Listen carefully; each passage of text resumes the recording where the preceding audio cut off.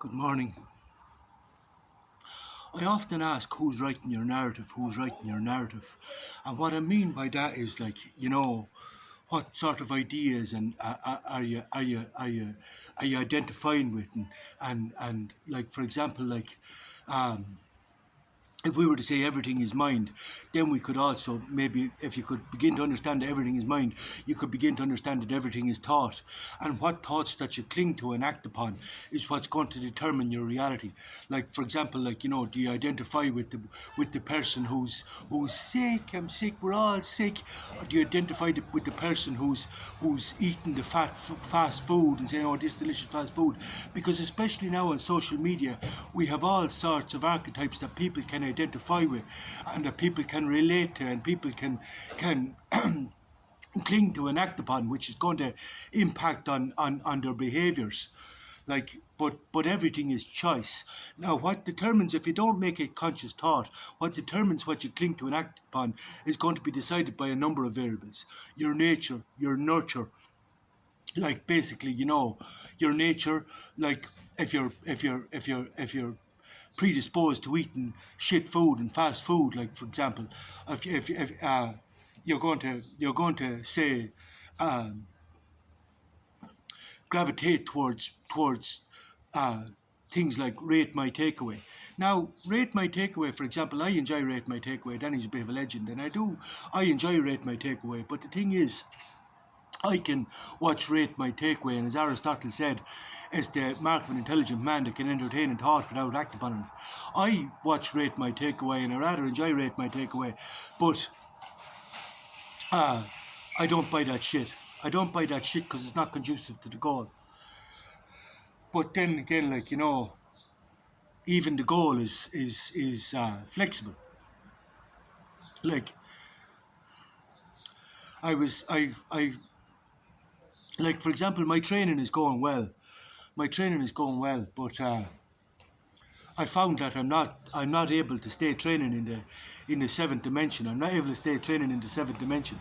I'm able to train in the seventh dimension one day, maybe 2 days, but I train 4 days a week, and the second 2 days I can't get to the seventh dimension at all. Now, if you want to know what the seventh dimension is, look up Dorian Yates, or look up, yeah, Dorian Yates, Training in the Seventh Dimension. But he gives a better explanation than I have time to do now. But if you're interested in looking at what this, you can look up Dorian Yates and Training in the Seventh Dimension. But I couldn't get to it 4 days a week, so I said to myself, right, something's going to have to be adjusted.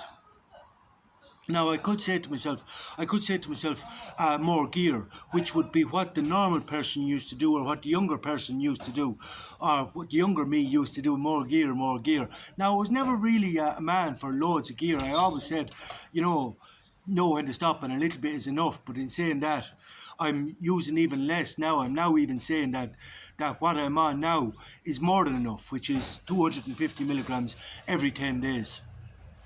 And HRT range comes into 200 milligrams a week, so that's about in and around the same range. So 250 milligrams every 10 days, it's more or less the same thing. But this is more than enough. But usually, like, what a lot of people do when it comes to steroids, and you used to do Axl Rose on it. Axl Rose used to say, I used to do a little, but a little wouldn't do, so a little got more and more. Just kept on trying to get a little better, just a little better than before. And this was a song from Mr. Brownstone, and this is the thing that usually applies to drugs. When the body adapts, they start to take more.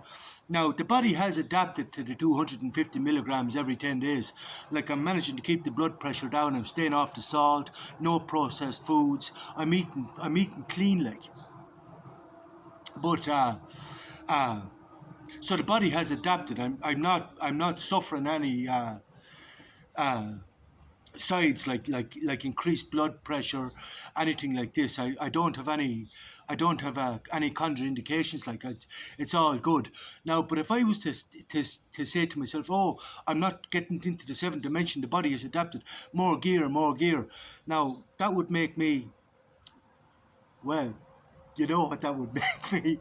I don't have to say it. So what I'm going to do now is you sort of have to look at other variables. You have to look at other variables and not the actual obvious choice. And this is the thing when it comes to diet. People take out all the obvious things, but they don't think. They don't think. They just go with these generic diets or what's working for somebody else. But you have to think. You have to think and what suits you best, what your goal is, and you have to think. So, for example, now the first thing I'm going to do is I'm going to have to start changing up the diet.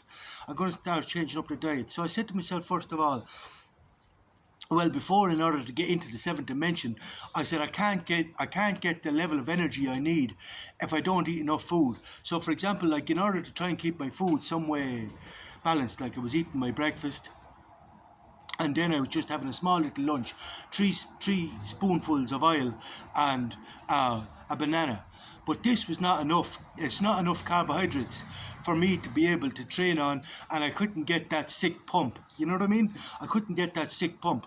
Now at the same time, I'm up to 92 kgs, but I'm getting quite big again, and I'm shifting good weight, and I'm actually enjoying moving the weight, even though I'm not getting into the seventh dimension 4 days a week. So I said to myself, right, so what do we need to do here? I need to change up the diet. So I said to myself, well, an old favourite of mine has always been brown bread, peanut butter, and a can of Monster, because this gives you the energy that you need to really fucking, you know, to give you the insulin spike, and there's great strength in fats and there's great strength in insulin. So the two of them combined, along with the little bit of carbohydrates, because you can't get the sick pump, because this is for the insulin. This is obviously the kind of Monster, you get the insulin spike. Now, so I said to myself, right, let's do that. So I went with the can of Monster. I said to myself, right, I'm going to drink the can of Monster, and I'm going to drink the can of Monster. But the thing before, when I used to drink the can of Monster, I used to have the peanut butter, the brown bread, lashings of peanut butter, and a banana. Lashings of peanut butter and a banana, and then drink the can of Monster. But I used to be living in the gym. I used to work in the gym. I used to own the gym. So I used to go directly and work out. Directly at, as soon as I finished the can of Monster, I go work out. But this time, when I drank the can of Monster, it had the opposite effect, because I sat on my ass and I said to myself, oh, that's grand now. I'll just have a little rest. I just wait for that to kick in. But what happens is then when you get the insulin spike, then the body gets lethargic, because the insulin just makes it tired, because the body wants to sleep off the excess carbs. Now, if you go into that, it completely has the adverse effect. You're dragging your arse in the gym. But I realised my mistake, and this is being conscious of the body and being conscious of everything you eat and being conscious of my mistake. And I said to myself, I'm going to have to fix this now. I said, since there's a time delay in having my food and getting to the gym, I'm going to have to drink the can of Monster in the gym, and then I'll be able to get the sick pump from the insulin. And so I said to the soul, what do you think of that? And the soul said, that's a great idea, Dave. That's a great idea, Dave. Would you like a side of diabetes with that as well? They said, no, you're grand, thanks. No, you're grand, thanks.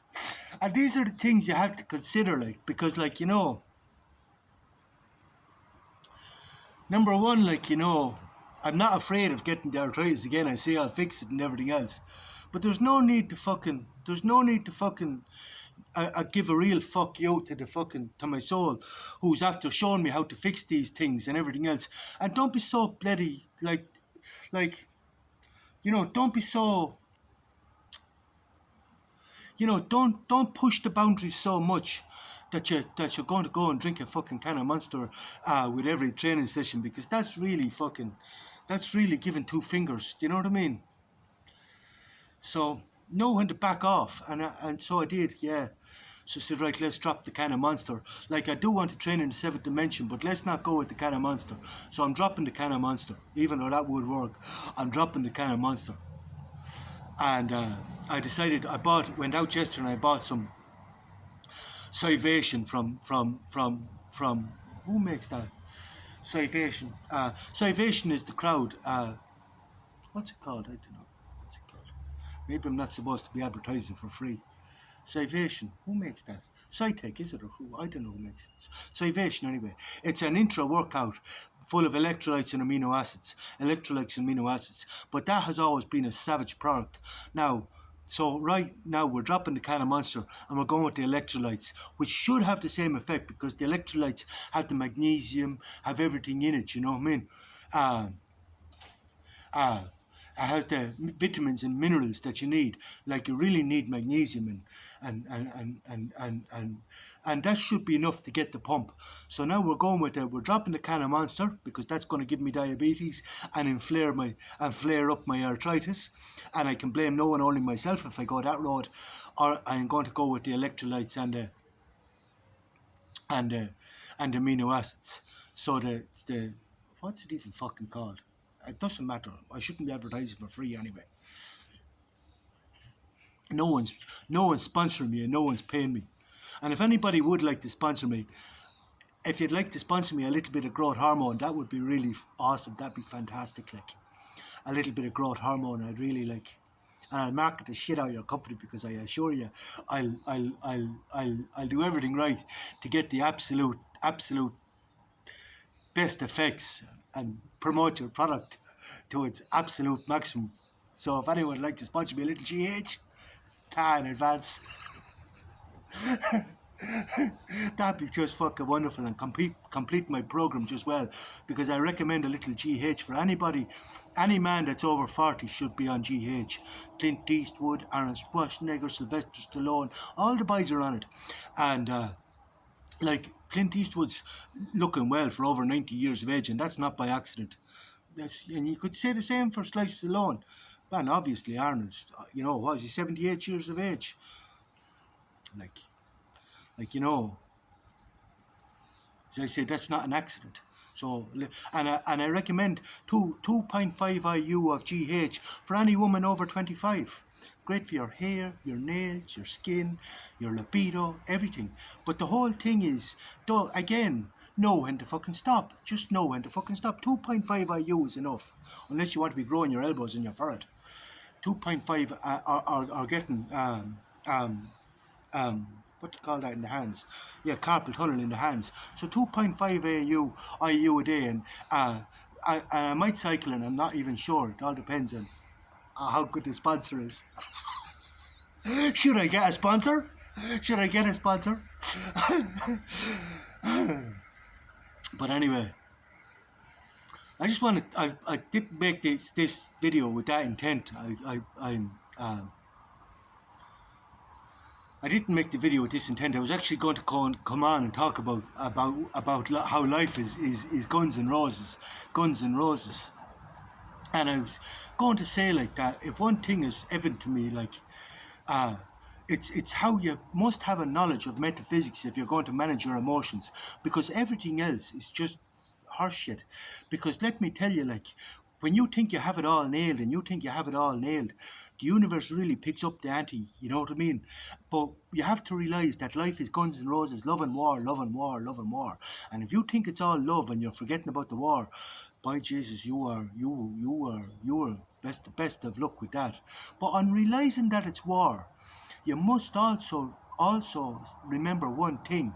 As Napoleon said, if you cannot look down upon the battlefield with a dry eye, you're needlessly going to cost the lives of thousands of men. So this is very, very important, and not just a dry eye, but don't get stressed.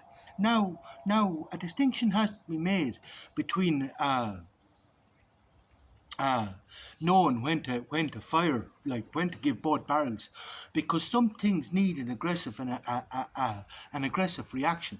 But just stay and control yourself. And before, like when I used to lose control of myself, I wouldn't calm down for about 2 hours. Believe me, it had a very adverse effect on me, because that was, if you don't control the anger will absolutely destroy you. But you have to learn how to be angry, but still, 2 minutes later you can be back. Well, how are you? And this is what makes you a real psychopath. The fact that you can switch and switch and switch. But this is when it's done by conscious choice. And a distinction has to be made. And this is what makes you, like what most people consider you to be, a real nut job. But the difference is when I like Foucault wrote a book on called Abnormal, on what he was making a distinction between normal and abnormal. But I've been saying to myself, how can I make this distinction? And yes, we can make a distinction between normal and abnormal, and that distinction is order and chaos. And this is nature. This is one of nature's the primary binary opposites is order and chaos. Order and chaos. And this is one of the main binaries in nature is order and chaos. But the difference is when it comes to chaos, we now have another binary. We now have another binary, and that binary is love and war. But in war, we have generals and we have cannon fodder. We have cannon fodder, and you have to be able to make a distinction on who's a general and who's cannon fodder. And when people accuse me of being a little bit passive, just remember, don't be a bully with the cannon fodder. Don't be a bully. Remember that they're cannon fodder. And the thing to ask is, who's the master of puppets? I may go, who is the master of puppets?